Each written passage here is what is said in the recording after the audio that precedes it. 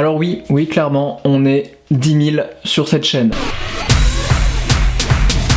Pour fêter ça, on se retrouve dans une vidéo FAQ, donc foire à questions. Sur Instagram, je vous ai demandé de me poser des questions sur le projet, vous êtes vraiment sympa. Vous m'avez envoyé vos questions et j'y réponds maintenant. C'est parti. C'est vraiment sympa. Merci. Première question, comment l'idée de ta chaîne est née? En fait, depuis toujours, j'aime énormément rencontrer des gens. Je suis hyper passionné par les expériences de vie et les parcours de vie de chacun. Et à un moment, je me suis dit, en fait, c'est fou, en discutant avec des amis, je me suis rendu compte que tout le monde n'avait pas cette démarche-là, d'aller rencontrer plein de gens.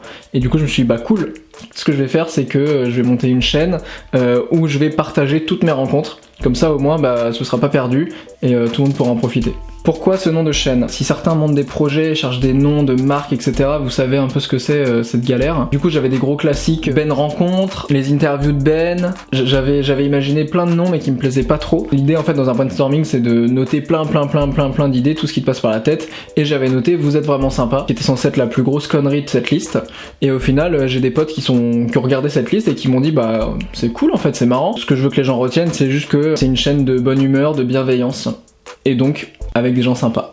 Combien de temps tu as mis pour lancer les choses et les mettre en œuvre? C'est toujours la grosse question qu'on se pose quand on lance un projet, de se dire à partir de quand c'est prêt. De l'idée jusqu'à la première sortie de la vidéo, il y a dû avoir 4 ou 5 mois. Faut savoir qu'il y a une team derrière, que je me suis entouré de gens hyper cool. Il y a Julien qui a fait mon logo Vous êtes vraiment sympa. On se connaît depuis qu'on a 14 ans, c'est un vrai bon pote et qui est directeur artistique, qui est un très bon graphiste. Ensuite il y a toute l'équipe de Where is Kebab, avec Kebab qui est un très bon pote aussi depuis longtemps, et donc ils sont un groupe de 3 personnes et donc on allait en studio pour imaginer ce générique là. Et le générique, si vous me suivez depuis le début, il a évolué. Au départ, c'était quelque chose de fixe. Un jour, je reçois un message sur Facebook de j'ai adoré ton logo, j'adore ce que tu fais, trop cool tes vidéos. J'avais 5 minutes, j'ai animé ton logo. Et donc, il se trouvait que c'était un type qui s'appelle Dev Donut, qui est un mec vraiment cool, hyper talentueux. Je lui ai envoyé un message, je lui ai dit trop cool, viens on se rencontre. On s'est rencontrés à Lille quelques semaines après, et voilà, donc c'est lui qui a fait ce générique-là, toute l'animation du générique. Sur 5 questions sur Watt, les jingles ils sont animés, et là c'est mon frère, Clément, qui a fait toutes les animations, donc qui est en études de motion design. Forcément le jeu, quand on travaille en équipe, c'est que c'est plus long, c'est beaucoup plus lent. Tout seul on va très vite, mais à plusieurs on va beaucoup plus loin. Si vous aussi voulez lancer une chaîne YouTube ou des podcasts ou n'importe quel projet, n'attendez pas d'avoir un truc parfait pour le lancer, parce que vous ne le lancerez jamais. Parce que les vidéos parfaites ça n'existe pas, et parce que les projets parfaits n'existent pas. Mais en tout cas, si vous commencez déjà à les tester, vous aurez des retours de première personne, et vous-même vous aurez un peu de recul sur ce que vous avez déjà sorti, et vous pourrez vous améliorer tout le temps, et au moins vous aurez des objectifs un peu plus court terme, plutôt que d'avoir un long chemin où vous démoralisez dès le départ. Qui t'a donné le meilleur conseil pour te lancer? J'écoute énormément d'interviews inspirantes, et il y a plein de gens qui donnent des conseils et tout que j'adore. Je regarde énormément de TEDx, les TEDx qui m'inspirent à chaque fois. À la fin de chaque TEDx, je me dis ok, cool, je reprends ma vie en main, c'est parti, on repart sur un nouvel objectif. Mais bizarrement, en fait, j'ai demandé l'avis de personne quand j'ai fait ma chaîne. J'en ai parlé à plein de gens. Je savais à peu près ce que je voulais faire, donc j'ai pas demandé de l'avis à qui que ce soit finalement, et j'ai pas attendu qu'on me dise que c'était cool, pas bien d'ailleurs, pour commencer à lancer des trucs. Quel témoignage a le plus changé ta manière de penser ou de voir la vie? Il y a plein de thématiques qui m'intéressent énormément. Je crois que celle qui m'intéresse le plus, évidemment, c'était avec Panayotis, sur réaliser ses rêves. On a souvent tendance à se dire oui, bon, de toute façon, il a forcément tout réussi, tout s'est très bien enchaîné. Et en fait, on se rend compte que c'est de l'acharnement, que c'est de la persévérance, que c'est énormément d'échecs, que c'est comment on arrive face à l'échec et qu'on apprend derrière. Ce que j'ai trouvé très intéressant, c'était le côté deux chemins. Il n'y a pas deux chemins. Il n'y a pas le chemin de la réussite, le chemin de l'échec. Il y a un seul chemin qu'on emprunte tous. Il va y avoir plein d'échecs dedans, et c'est à quel moment on s'arrête et qu'on se dit ok, non, là en fait j'étais dans mon chemin de l'échec, et au lieu de persévérer et de continuer d'avancer. Tu n'as pas mal à la main après avoir tenu ta caméra pour tes vidéos?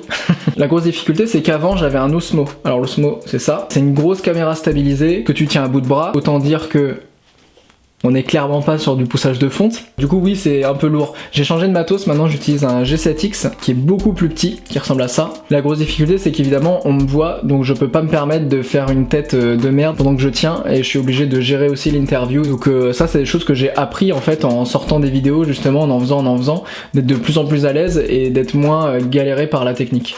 Avec qui tu adorerais x 1000 faire une vidéo? Il y a plein de gens avec qui j'aimerais faire des vidéos. J'essaie au maximum en plus d'avoir des gens de milieux complètement différents et en plus d'avoir des gens qui puissent s'exprimer sur des choses où on les entend pas forcément. Justement sur l'année 2018, je suis en train de développer des nouveaux concepts où justement je vais pouvoir démarcher plein de gens que j'ai envie de rencontrer parce que j'estime qu'ils sont hyper intéressants, justement qu'ils ont des parcours hyper intéressants à partager avec vous. Comment fais-tu pour choisir les personnes qui passent dans tes vidéos? Il y a beaucoup de gens qui m'envoient des messages, d'ailleurs merci à tous, c'est assez fou le nombre de messages que je reçois. J'essaie en tout cas d'avoir des invités qui se ressemblent pas au maximum, qui sont d'univers complètement différents et qui potentiellement peuvent intéresser tout le monde quand même. Je pense que vous avez vu que j'essaie autant d'avoir des gens qui ont une forte communauté que des gens complètement inconnus. Le but c'est pas justement d'avoir une chaîne d'interview des gens famous ou que du YouTube game parce que ça aurait aucun sens, aucun intérêt. C'est justement de l'ouverture d'esprit, donc l'idée c'est de s'intéresser à des gens de milieux complètement différents. Souvent je vais piocher dans des gens que j'aime bien, que je contacte. Certains invités sont des gens qu'on m'a conseillé directement. Tu fais quoi à côté de ta chaîne? Ça faisait 4 ans que j'étais en agence, que justement je gérais du contenu web pour les marques, donc j'ai créé cette chaîne Vous êtes vraiment sympa il y a 1 an, donc j'étais encore en agence. Et là en 2018 je me lance en tant qu'indépendant, donc je me laisse beaucoup plus de temps aussi pour développer cette chaîne, parce que j'estime qu'elle a du sens et que j'ai pu la tester sur 1 an. J'ai pas fait énormément de vidéos en 1 an, mais du coup je vois que là en 1 an on est déjà 10 000, les retours sont hyper cool et c'est top. D'ailleurs vous m'envoyez énormément de messages de motivation et tout, et ça me fait vraiment plaisir. Donc voilà, donc j'essaie de trouver un équilibre entre toutes mes prestats, photos, vidéos pour des marques et influenceurs, et puis du temps voilà pour faire ces projets là qui ne me rapportent pas un sou, qu'on se le dise. Es-tu le frère de Marion? Es-tu en couple avec Marion? Es-tu ami avec Marion? Travailles-tu avec Marion? Oui. T'aimes à quel point le fromage? Alors je suis content que t'aies posé cette question parce que là j'en avais marre un petit peu de parler de choses futiles. Moi je suis très fromage de chèvre, mais je fais partie de ces gens qui ne prennent jamais de fromage à table. Jamais. Quelles sont tes inspirations pour ta chaîne? Ça c'est une thématique qui est vachement intéressante parce que souvent on a peur de copier des gens et on se dit bah non mais ça a déjà été fait, etc. Moi je préfère plus parler d'inspiration et qu'en fait jamais personne n'a rien inventé, on s'inspire nous-mêmes tous de gens. L'idée c'est justement d'arriver à choper des points intéressants sur des gens qui nous inspirent pour en tirer justement un truc qui est hyper individuel. Moi j'adore Antoine de Maximi, j'irai dormir chez vous, donc voilà il y a un côté caméra embarquée. Bon bah c'est de la folie en fait, de la folie, mais qu'est-ce que ça veut dire la folie? En fait, la folie, c'est par rapport à des codes sociaux qu'on a là, en France, partout dans le monde normal. Et ici, on est sorti de ces codes, donc ça devient de la folie. Et j'aime beaucoup Mouloud Achour, qui fait des interviews que je trouve très bienveillantes. Il arrive à instaurer une relation qui est assez amicale, très bien ficelée. Comment ça va? Ça va très bien. Je suis content que tu sois là. On l'a fait, putain. Ouais. Ça y est. Depuis le temps qu'on en parle. C'est clair. Et évidemment, je suis assez fan des vlogs parce qu'évidemment, mon format où on marche dans la rue, c'est un format vlog. Je peux passer 15 minutes sur un vlog qui n'a pas de sens et où je suis la vie de quelqu'un et je comate un peu devant. Et oui, Jamy, je suis ici au musée du ramen. Fini le quartier chinois, j'avais rien à raconter là-bas, donc je vous ai rien raconté, hein, c'est plutôt logique, j'ai juste bouffé. Mais ici, on va pouvoir fabriquer nos propres nouilles, mon gars. Alors pourquoi pas en fait faire 15 minutes de vlog qui a du sens et où à la fin je me dis ah cool, j'ai appris quelque chose. Donc voilà, c'est un peu ces 3 mix là que j'ai essayé de faire sur cette chaîne. Si tu étais un personnage Disney, tu serais qui? Es-tu déjà allé en Bretagne? J'y ai habité 6 ans. On est content de cette information. Depuis combien de temps es-tu photographe? Alors ça fait 6 ans que je fais de la photo maintenant. Un avis à propos de Jul? Si vous voulez que j'invite Jul dans un épisode, n'hésitez pas à le tweeter. Ou de rien faire aussi, ça marche aussi, hein, on se dit qu'on abandonne l'idée maintenant, là, c'était cool pendant 1 seconde et demie, là. Est-ce que les livres nous lisent? Alors là, je balance tout de suite, c'est Sloan qui m'a envoyé cette question. Voilà, je suis une balance, j'en ai plus rien à foutre. Quelle formation, études as-tu fait? Quel est ton parcours jusqu'ici? J'ai fait un BTS en communication, après j'ai fait une licence relations presse, relations publiques et événementiel. Toujours plus long. Ensuite j'ai fait un master 1, master 2 en communication marketing. Après ça j'ai bossé 4 ans en agence social media, où justement je gérais du contenu web pour les marques. Et puis à un moment je me suis dit bah cool, mais en fait je sais gérer du contenu web pour des marques.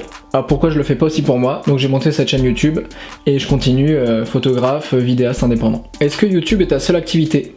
Bah du coup non, et je pense que vous avez tous remarqué que je ne monétise pas mes vidéos et que de toute façon je fais clairement pas assez de vues pour monétiser mes vidéos, donc c'est pas une question qui se pose aujourd'hui. As-tu des chaînes YouTube à recommander? Alors moi il y a une chaîne que je suis depuis pas très longtemps, pourtant je connaissais cette personne avant, mais je savais pas du tout qu'il avait une chaîne et il y a très peu de vidéos pour l'instant, c'est Freddy Gladieux. C'est un ascenseur qui déconne un peu. Je vais être en retard au travail. Ah bah ça c'est une évidence.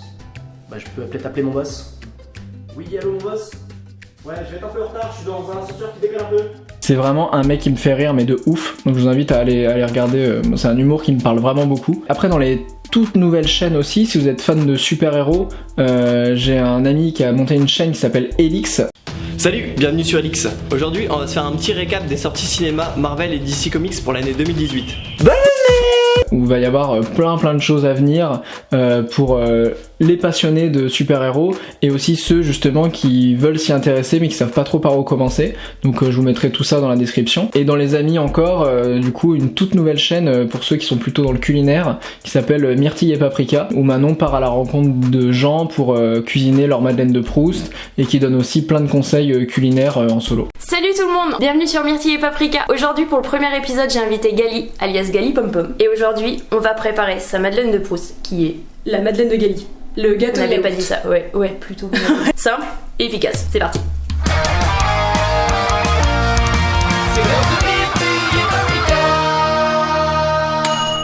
C'est pas compliqué de pas habiter à Paris pour ce que tu fais. Alors oui, donc moi j'habite à Caen, en Normandie, donc on va dire que c'est à peu près 2 heures de train pour faire Caen-Paris, et je fais les allers-retours toutes les semaines pratiquement. Dans un sens c'est compliqué parce que oui, évidemment, il y a énormément de clients qui sont sur Paris, que sur l'accompagnement de la chaîne YouTube avec Marion, bah, je dois être aussi beaucoup sur Paris. J'ai plein d'invités qui sont parisiens, donc il faut que je me déplace. Pour l'instant, les allers-retours en train se font facilement, et moi je suis complètement amoureux de Caen et de la Normandie. D'ailleurs, on a de très bons youtubeurs normands.